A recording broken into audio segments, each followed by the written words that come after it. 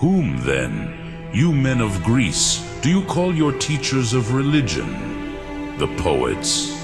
It will do your cause no good to say so to men who know the poets, for they know how very ridiculous a theogony they have composed, as we can learn from Homer, your most distinguished and prince of poets. For he says first that the gods were in the beginning generated from water. For he has written thus: both ocean, the origin of the gods, and their mother Tethys. And then we must also remind you of what he further says of him whom you consider the first of the gods, and whom he often calls the father of gods and men. For he said, Zeus, who is the dispenser of war to men. Indeed, he says that he was not only the dispenser of war to the army, but also the cause of perjury to the Trojans, by means of his daughter. And Homer introduces him in love, and bitterly complaining and bewailing himself, and plotted against by the other gods, and at one time exclaiming concerning his own son, Alas, he falls, my most beloved of men. Sarpedon, vanquished by Patroclus, falls, so will the fates. And at another time concerning Hector, I behold a warrior dear to me around the walls of Ilium driven, and grieve for Hector. And what he says of the conspiracy of the other gods against Zeus, they know who read these words. When the other Olympians, Juno and Neptune and Minerva, wished to bind him, and unless the blessed gods had feared him whom gods call Briareus, Zeus would have been bound by them. And what Homer says of his intemperate loves, we must remind you in the very words he used.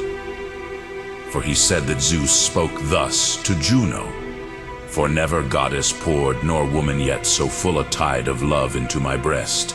I never loved Ixion's consort thus, nor sweet Acrisian Danae, from whom sprang Perseus, noblest of the race of man, nor Phoenix' daughter fair, of whom were born Minos, unmatched but by the powers above, and Rhadamanthus, nor yet Semele, nor yet Alcmene, who in Thebes produced the valiant Hercules, and though my son by Semele were Bacchus, joy of man, nor Ceres golden-haired, nor high-enthroned Latona in the skies.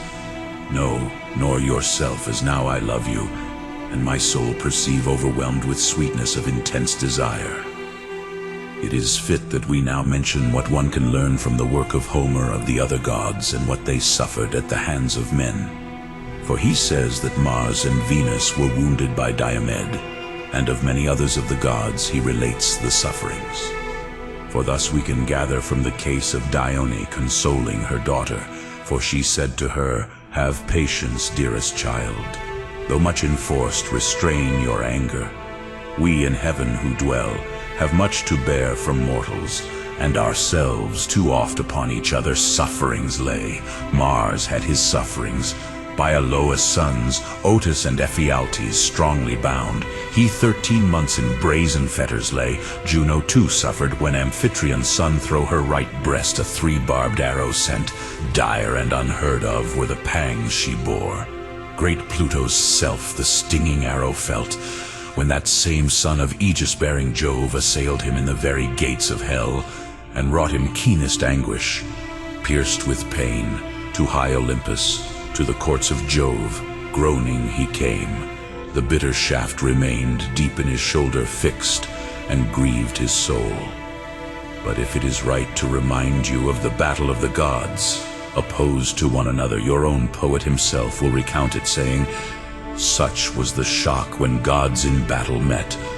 For there to royal Neptune stood opposed Phoebus Apollo with his arrows keen, the blue-eyed Pallas to the god of war, to Juno, Diane, heavenly archeress, sister of Phoebus, golden-shafted queen, stout Hermes, helpful god, Latona faced.